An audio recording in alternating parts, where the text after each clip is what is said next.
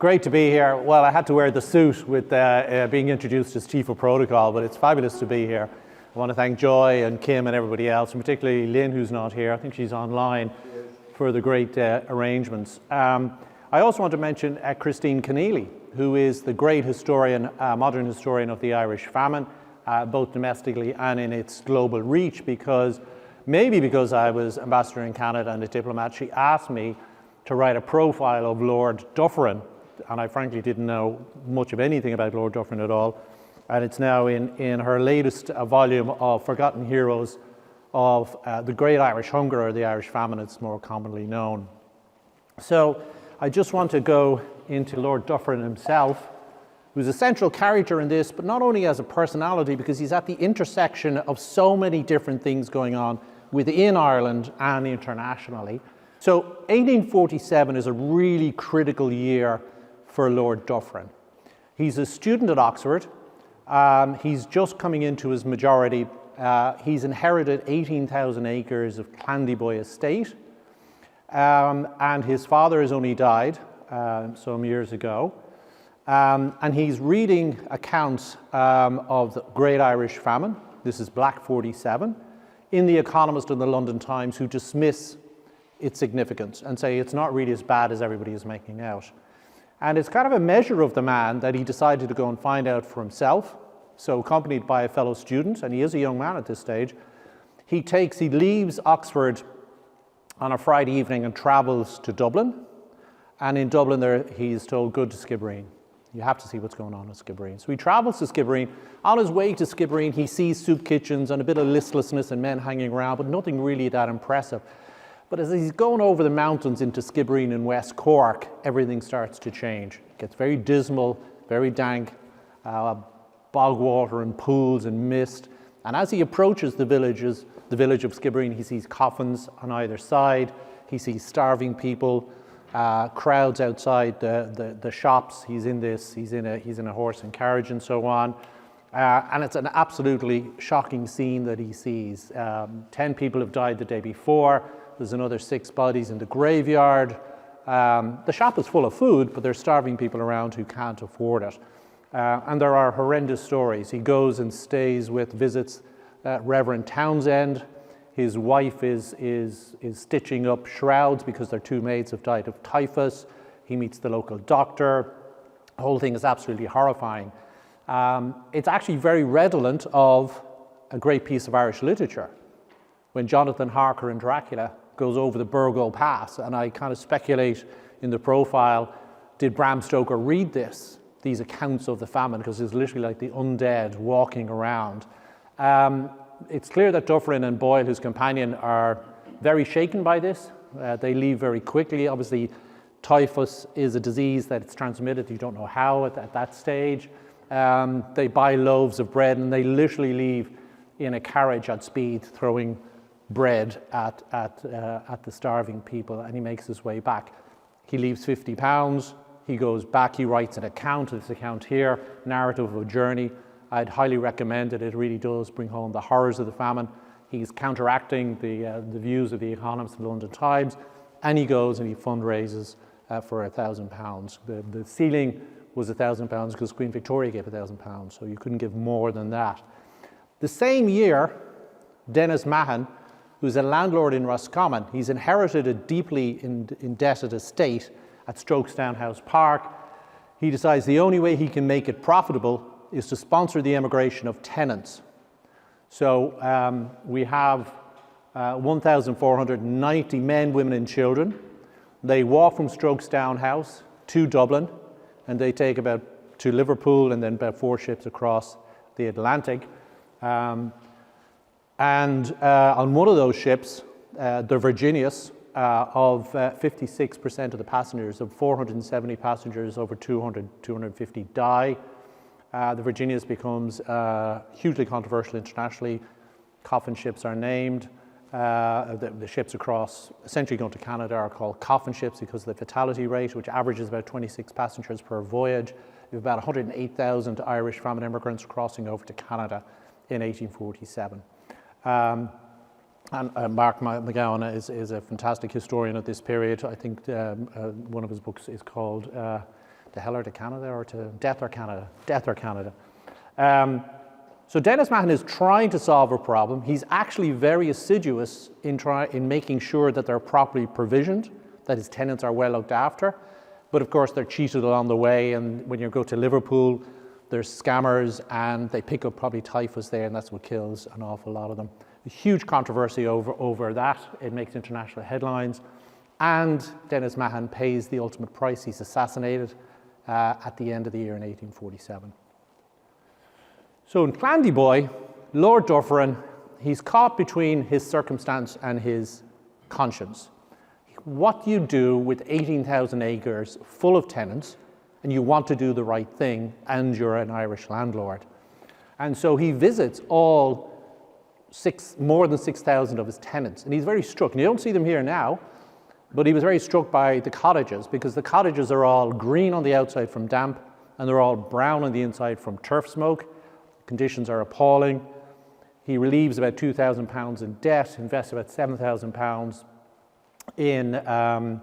in works around the Clandyboy estate. He goes to the west of Ireland. He sees poverty over there, and he's beginning to think about, well, what is the solution to this issue? And indeed, what is the nature of the ownership of land? Is it those who work the land really own it? Those who profit from it? And indeed, a wider question is, are the landed gentry in Ireland actually entitled to the land? And that's a big issue for him. We'll come back to these issues, but in the meantime, as a Victorian gentleman, he has this, and a lot of Victorian gentlemen seem to have this mad urge to go and have great adventures. So he has this yacht, the Foam, and he goes off. He goes to the Baltic Sea. He sees the bombardment of a Russian-held fort.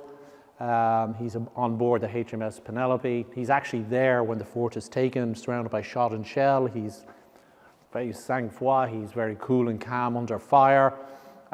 He then sails to Iceland, and he collects his thoughts and journals and letters into what became a very popular book called Letters from High Latitudes, and it presents him as this great Victorian gentleman facing into the high seas, storms in the North Atlantic, as he makes his way to Iceland and tries to get to Spitsbergen, but comes back. He then he sails into the Mediterranean. He's fascinated by Mediterranean culture. His mother follows him, accompanies him on the Mediterranean trip, the famous Helen. But in a way, what he's demonstrating with this book is that he's the type of man that the empire needs. He can face down danger, and it's this concept which is now being explored by Irish historians about manliness. It's very often very funny when you go through these accounts of the time, how often manliness comes up. You have to be manly in Victorian times to be a leader in a very patriarchal society. So Dufferin basically begins a campaign for land reform in Ireland. And he collects all his letters and articles and produces this great book, Irish Emigration, the Tenure of Land in Ireland. And he analyzes it, and he describes the real problem in Ireland is overpopulation, because it's just dependent on agriculture. The reason why it's dependent on agriculture is because British commercial interests have suppressed all Irish industries. So normally industry absorbs the excess population from agriculture, and you don't have the social pressures you have in Ireland or the population pressures you have in Ireland. And he says this is basically iniquitous. England is what done it. And he says the exception is the linen industry, is the one industry that the British government defied commercial interest and allowed to develop in Ireland. And he said that's what the whole of Ireland could have looked like, right? But by denying, because of colonial interests, the development of Irish industry, you have overpopulation, you've got tenants on the land, and you've got high immigration. So his analysis is you've got to give the land and the ownership of the land back to the people who work it. But, and this was a really cardinal point for Dufferin, he said the land belongs to the landed gentry, to us. He says it is ridiculous to try and reverse the Williamite conquest. We genuinely own this land. And he was really insistent on this point, because the solution was the British government should buy the land off the landlords and then allow the tenants to buy it through a public loan. That was his solution. Accept that it's our private property, sell it back to the tenants so the tenants can become a strong farming class. And this was his whole campaign. Now, he was opposed by James Cotter Morrison, a journalist and activist, in another book called Ireland's Grievances, shortly stated. It's a savage, savage counterattack, and basically says the source of all Ireland's ills is Britain and colonialism, and part of the problem is Lord Dufferin and your Anglo-Irish landed gentry. And so the terms of the debate are set as we come to the arrival of Gladstone and the Liberal government and the debates around the Irish Land Act of 1870. I should finish off just on that point for 1870. He's a confidant of Gladstone, but only to a certain extent. Dufferin is concerned with a particular idea called the Ulster custom. And the Ulster custom for tenant farmers was that an existing tenant farmer that had invested in his land had to be paid for that investment, right? Now, as far as Dufferin is concerned, this is a bad idea, because what it means is if a new tenant comes along, they have to get a loan out to pay off the existing tenant. And this bedeviled the landlord's attempt to rationalise his estate, and he didn't want it incorporated into the Act. In fact, it is incorporated into the 1870 Act. That was one strike against it, but the other strike against it was that the Act recognised tenant right. And that meant that if the tenants had a right to the land in Ireland at some level, it meant that you, as an aristocrat, are a colonial usurper. You are in some way not a legitimate proprietor, you are a usurping proprietor, the very term that Morrison used against him. And this is a really devastating point for Dufferin. And he's quite disgusted by the 1870 Act. He feels betrayed by Gladstone because what he wanted to do was have the land question solved. And if you solve the land question, the Home Rule question disappears. This is where fundamentally he's in conflict with Gladstone, because Gladstone says you must solve the land question as a precursor to Home Rule, because Gladstone has become converted to Home Rule, conveniently, of course, because the Home Rule party under Parnell allows him to form a government. Doesn't matter, he's convinced about Home Rule. Dufferin, on the other hand, is completely against Home Rule. And this again seems to be a bit of a contradiction, because on the one hand, his analysis of the problem of Ireland is English commercial interests and English political interests. It should logically lead you to being a supporter of Home Rule. So the question is, why is Dufferin not a supporter of Home Rule? And I think the answer to that question goes back to the fact that his family have supported the Union back in 1800. Right? Now, his grandfather opposed the Union, that is, the abolition of the Protestant Parliament in Dublin in 1800. And my view of that is that we don't often pay enough attention to how disastrous that abolition was. But as far as Dufferin is concerned, his family supported it, they got a peerage out of it, and if he was to turn around and say we need Home Rule, we need the return of the Parliament, he'd be undercutting his own legitimacy as a peer, and he would be, in a way, disowning the heritage of his own family. So he makes a decision at some part in his heart or his head, I am for the Union. The Union is a good thing, even though the logic should have led him to Home Rule. But from that, his life takes a direction towards the empire and imperialism and so on.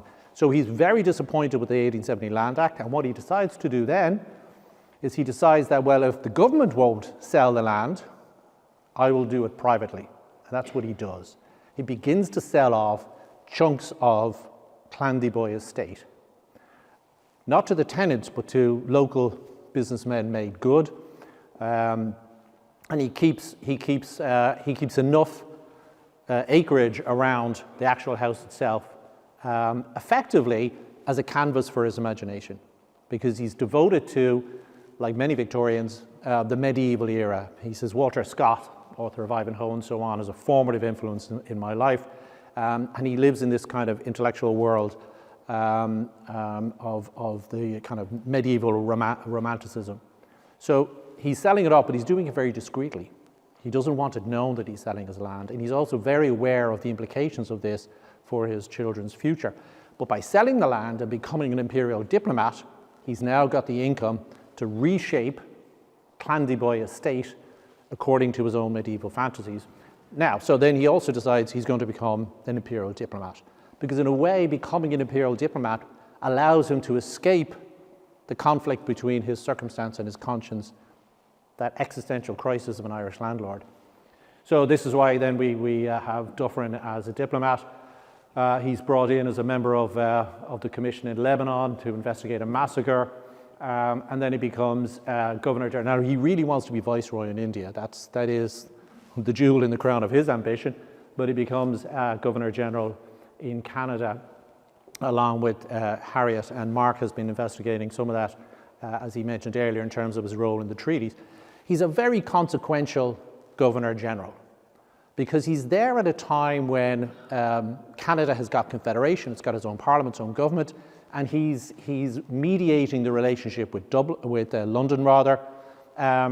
He takes Rideau Hall, the Governor General's mansion. He builds the ballroom, he builds the tent room, the ice rink, the skating rink. He opens it up to the public. He travels all over Canada, meets the Indigenous, meets all classes. He's very open at every single level. He gets a huge amount of gifts from the Indigenous, which are in Clandyboy today. He popularizes and opens up the role of the Governor General. He actually pushes it so far in terms of his role that letter patents are actually subsequently issued to pull back the role of the Governor General. But he's really insistent on the relationship between Canada and the Imperial Motherland. He's really keen and enthusiastic about Canadian home rule. This is a great thing. So how does he deal with the question of home rule for Ireland during his time in Canada? He just doesn't mention it at all. So it's fine in Canada, but it's not okay in Ireland. But also in Canada, himself and Harriet go to Quebec, where they're taking down the walls. He's horrified. He starts fundraising, preserves the walls of Quebec, and that's why it's a UNESCO heritage city, as another example of the kind of impact he had. He then goes off to Ambassador Moscow. When he's in Constantinople, it's really fascinating because he's given a special commission in Egypt during the crisis there. He's on the diplomatic lead. Garnet Wolsey from Dublin is the general in charge of the British Army there. Between the pair of them, they secure the Suez Canal for Britain, and they reshape the governance arrangements of India. And that's why the Egyptian civil service becomes a great career path for many Irish as well as British civil servants, for example. Hugely influential there. And then he becomes Viceroy in India, which is what he'd always wanted, and eventually Rome and Paris. On the next slide. So he was Viceroy in India. You can see he loved the pomp, loved the uniforms, loved the ceremonies, and also in a way loved the power, because he's personally the key man that orders 10,000 soldiers into Burma and all the destruction that followed. As mentioned earlier, Harriet has an enormously positive role there. She sets up medical dispensaries for women, run by women, right across India, improving their health. By 1915, 4 million women have gone through these services. Absolutely amazing for her to kind of break out from the subservient partnership role she has with him and create this network of medical assistants. Next slide, please. Now, back in Ireland, of course, since the 1870 Land Act didn't solve any problems, and the reason why it doesn't solve any problems is because any solution for Ireland has to go to Westminster. And it's going to be squeezed and manipulated and reduced by different views, ideologies, and interests over there. So if you go back to 1847, the Irish MPs and peers meet in 1847 in the Rotunda in Dublin, and they send a petition to London saying, will you stop the food exports?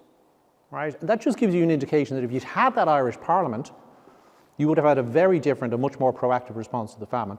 But the response to the famine, like everything else, has to go through Westminster, and you've got this delay and this change, and solutions keep falling short. So what you've got is you've got a land war, you've increasing sectarianism and violence, you've got coercion by Prime Minister Balfour, and of course this is all leading to the building up to the campaign for home rule. Next slide, you can see Gladstone there, the two great leaders, of course, Daniel O'Connell, the first half of the 19th century in Parnell. The land reform issue to them is always secondary to the Home Rule campaign. Get our Parliament back. We want the return of the Parliament.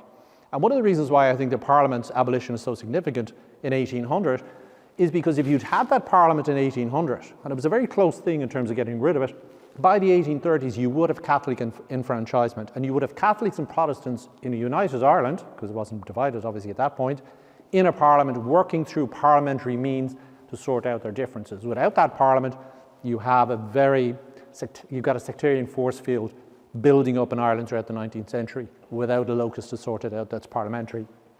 Anyway, both of them are looking for home rule. They want to maximise autonomy, but of course you have a whole series of initiatives that fail to deliver home rule.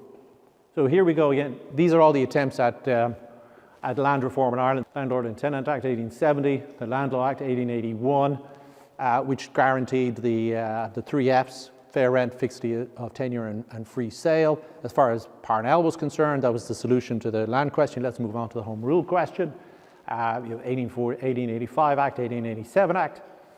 None of these really worked. Okay, next slide. Until you've got the conference in 1903.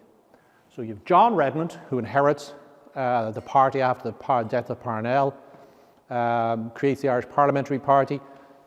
He finds a willing landlord in the Earl of Dunraven. A lot of Irish landlords didn't want to get involved with this, and they have a conference and they sit down, and where they come up with the Irish solution for the Irish problem under the Wyndham Land Acts, the Chief Secretary. 1903 Land Act is the revolution. The 1903 Land Act does what Dufferin had proposed back in the 1860s. It sets up a land purchase scheme for the proprietors, the tenants, and really solves the problem. But if they'd done that in the 1870 Act, you would have avoided all of the difficulties you had in the intervening decades. So in a way, Ireland's a really interesting example of how a colony gets its land back. And land is absolutely critical to the empire, because if you look at what happens in the wider empire, land is associated with colonial nationalism. And Britain learned a lesson in America that colonial nationalism can stab you in the back. Because of the Irish volunteer movement at the end of the 18th century, there's a developing colonial nationalism within the ascendancy in Ireland, who are flirting with ideas of the French Revolution. One of the reasons they pulled the Parliament in Dublin, abolished it in 1800, is to stop the development of colonial nationalism in Ireland, potentially losing Ireland to the empire. So when it comes to India, if you're a British civil servant in India, you're banned from owning land to try and head off colonial nationalism. So land and empire are absolutely critically intertwined. Sorry, next slide. And again, there are different views of what land is. Now, under the Brehon law system, Ireland was divided into about 80 tuas. Land and people were seen to be kind of synonymous. And under the Brehon law system, there wasn't really private property. There was some mensa land for kings, but it was regarded land and people could not be separated. It's a very similar idea to the idea of land in Indigenous Canada, for example. When the Normans come in, 1169, 1170, they have a concept of sword land. You can win land by the sword. Now, again, an interesting difference. For Gaelic Ireland, wealth is in your stock, your cattle. Under the English Norman system, it's land. Under surrender and regrant, Gaelic chieftains could surrender their land to the crown, even though they weren't entitled to it, to do that under Brehon law. But if you surrendered your land to the crown, you got it back on the condition of loyalty. And of course, if you rebelled, you lost your land.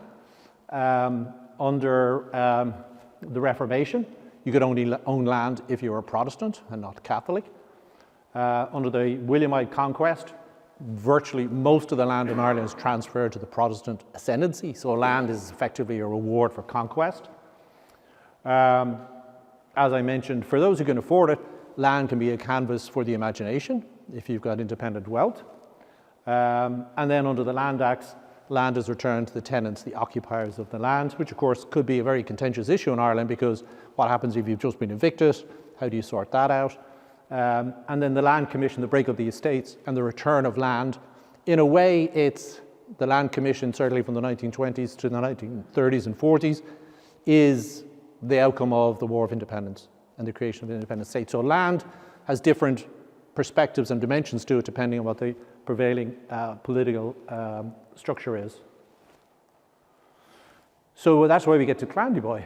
And so Dufferin creates Clandyboy, again, as this manifestation of his own ideas, his own fantasies about the medieval age, but also as a repository for his collections that he picks up all around the world.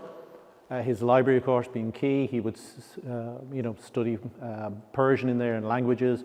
You see the great banqueting hall and so on. Next slide. Helen's Tower, of course. Very interesting relationship with his mother, which is certainly could be the topic for a Hitchcock movie. But he builds the tower and dedicates it to her.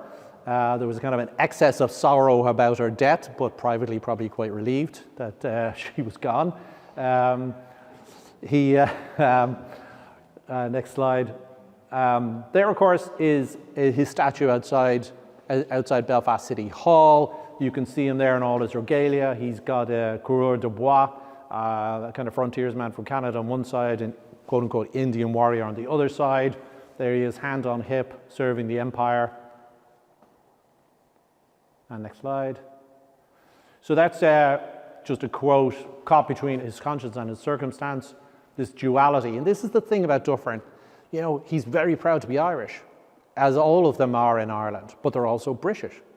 We have, in a way, invented the term Anglo-Irish to separate them out as if they're not Irish, but of course they're Irish. They've been there for generations, you know. He's very heavily involved in this campaign for reform in Ireland, but then he's this ardent advocate for the empire. It's great to have home rule everywhere else but Ireland. He's a very conflicted character in many ways, and his life is lived, as I say, in kind of the two halves. But the problem with Dufferin is that ultimately all of the horses he backs fail. You know, he's against home rule, and yet home rule happens. He's for the empire, but the empire starts to break up. The Boer War is a huge shock because the Boer War is basically Imperial London deciding they're not going to grant autonomy to the Boers. He loses a son in the war and another is injured. And there's this moral crisis around if the empire is such a good thing, why is it fighting the Boer War, for example? You know, he believes in and indulges his medieval fantasies at a time when the world is fundamentally changing. There's modernization, industrialization, the democratic press, you know, and of course, because he doesn't side with home rule, he's on the wrong side of Irish history as well. So all of the things that he's devoted himself to, in a way, he's a man of the past. And I think that's why he's completely forgotten about now. Who do you remember? You remember Douglas Hyde. You remember the Anglo-Irish, to use that term, who have supported the thrust for independence, the cultural and Gaelic revival, for example. We remember these people, but he is very much a man of the past. And then, of course, his life ends up in a major financial crisis. He supports basically a shell scheme. He gives his name to this London and Global Finance Corporation that collapses. Thousands of small savers are ruined. His reputation is in shreds. He retires to Clandyboy. And next slide.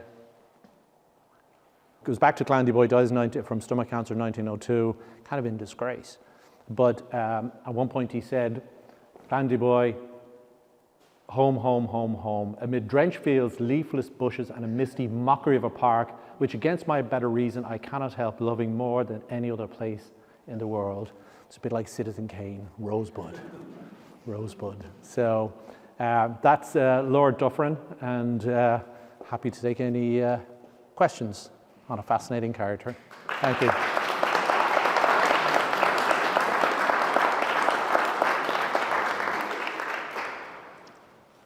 In Letters from High Latitudes, he gets in tremendous trouble because, as an aristocrat, as everything you've said, you know, a sort of a great man in his period, in his time, he's not expected in Letters of High Latitude to say, well, my cook has not been very well and I'm not really enjoying the food. As for my manservant, he's the most depressed person I've ever come across. And he over and over again, there are these very, very funny sides about his gloomy manservant and things. And I think that it's fascinating because it shows he was a man of very many talents. And because that fits so well with what you were saying, Eamonn, about why, one of the reasons why he was such a great imperial servant.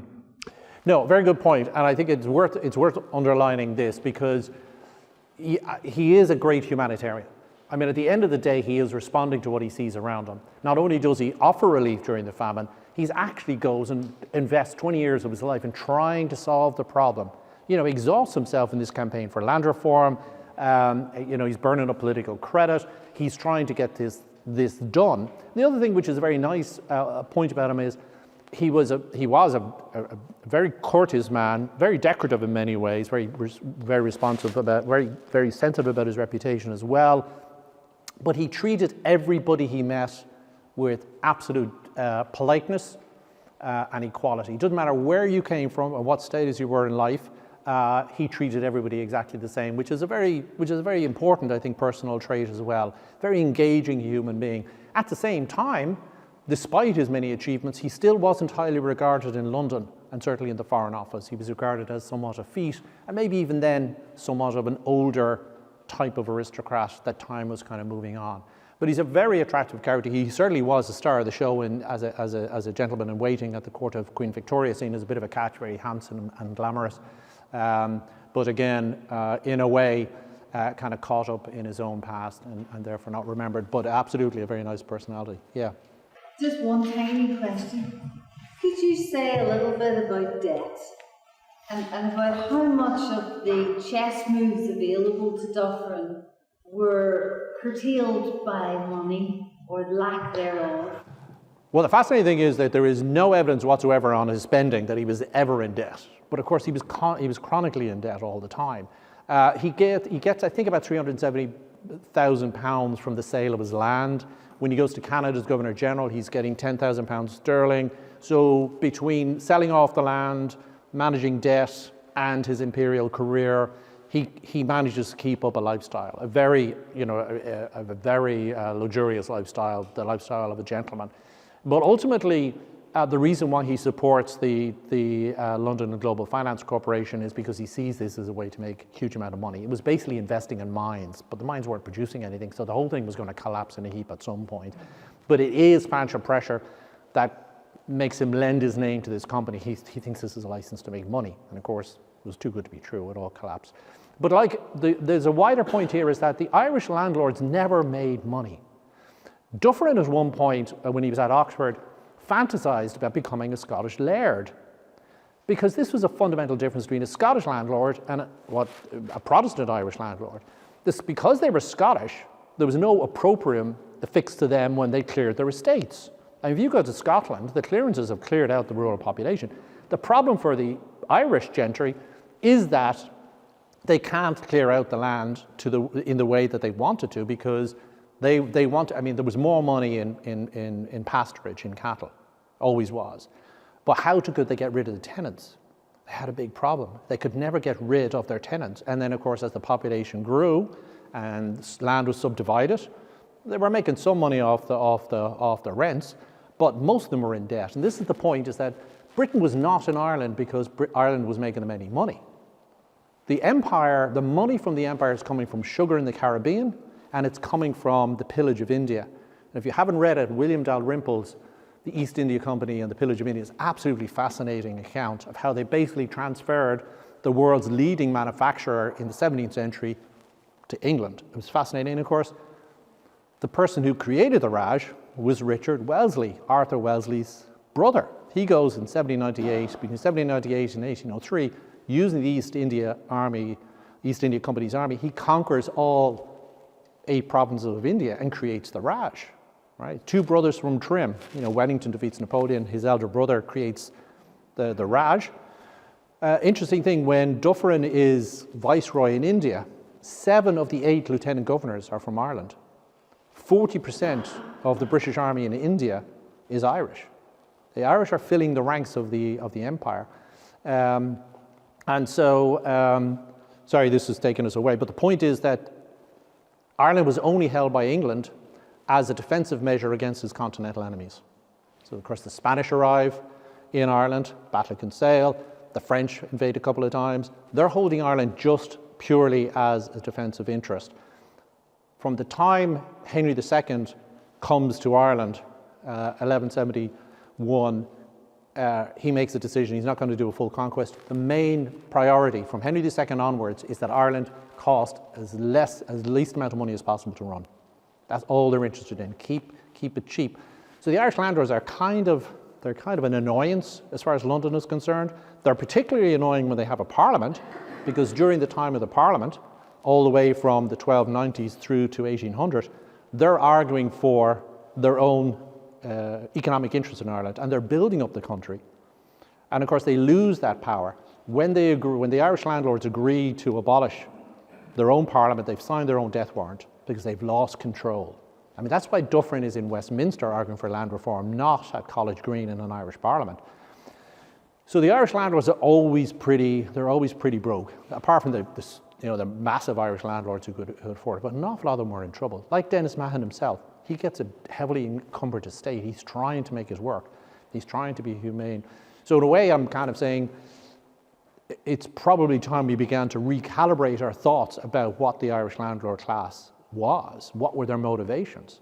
You know, I mean, you go back to the point about the Irish, like for example, the Duke of Wellington is a good example. You know, he did not say just because you're born in a stable means you're a horse. Daniel O'Connell said that about him, but like all misused quotes, it's because it speaks to a different cliche. But Wellington was actually proud to be Irish, saw himself as Irish, gets Catholic emancipation against the wishes of his own king, lifelong member of his lodge in Trim. 70% of his army in the Peninsular War were Irish. You know, but Wellington, the family goes back to the early 1600s in Ireland. They're collies in Ireland. It's only his grandfather that changes the name to Wellesley, and then he changes it to Wellesley after his mother. It's really deep roots. Why is he Anglo-Irish? You know, again, we want to separate out the Irish role in empire from the kind of the official canon, if you follow me. I just think you're brilliant. Thank you so much. Thank you.